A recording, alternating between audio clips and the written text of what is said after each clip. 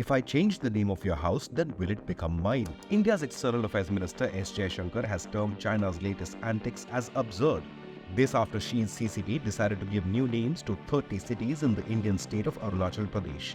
And it is absurd. Just like New York will not become New Beijing, nor will London become New Shanghai, nor Tokyo, Wuhan Part 2, even if Xi Jinping has such wild dreams. Even China knows this. So why does it insist poking India continuously over Arunachal Pradesh?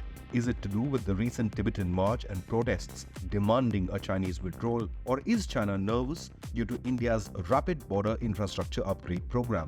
And should India start calling Xinjiang Upper Ladakh for good measure? India has rejected the latest claims by China over the state where China is keen to stoke border tensions. Arunachal Pradesh is a vast Indian territory, almost the size of UAE or Austria. It is rich in natural resources and a natural fortress in India's northeast against an expansionist China. Time and again, China has received major setbacks in Arunachal. PLA troops were thrashed with sticks by the Indian army and sent scrambling across the border after a recent incursion attempt. Even the US passed a resolution acknowledging Arunachal as Indian land. So why does China continue to risk conflict with nuclear-armed India in this region?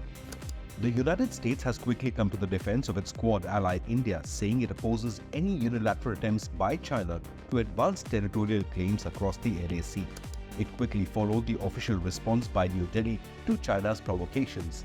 It simply says, quote, "Inventing names will not change reality, and that Arunachal will always be an integral part of India." Chief Minister of Assam, Himanta Biswa Sarma, went a step further, saying, quote, "My request to the government of India is to release 60 geographical names to the Tibetan area administered by China." But guess what? China has already renamed Tibet itself. China now calls the Tibet region as Xizang. Tibetans in turn accuse China of destroying their identity. China has been accused of carrying out a complete extermination of Tibetan culture, and India's Arunachal Pradesh is part of this wider strategy. The state houses the crucial Tibetan monastery in Tawang, which dates back to 1680. The monastery is a sanctuary of Tibetan culture and it holds important Tibetan artifacts and scriptures. Even though China now calls Tibet as Xizang, it won't change the reality. Tibet was a largely peaceful region captured by Chinese military with force in 1959.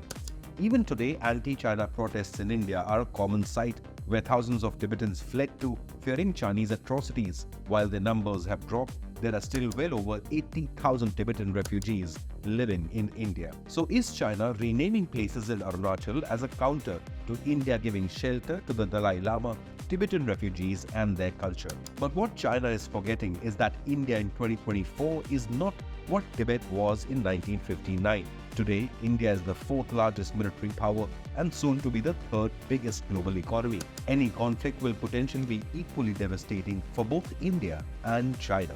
Have your say. How should India respond to China's Arunachal ploy? Leave a comment below and remember to hit the like and subscribe buttons.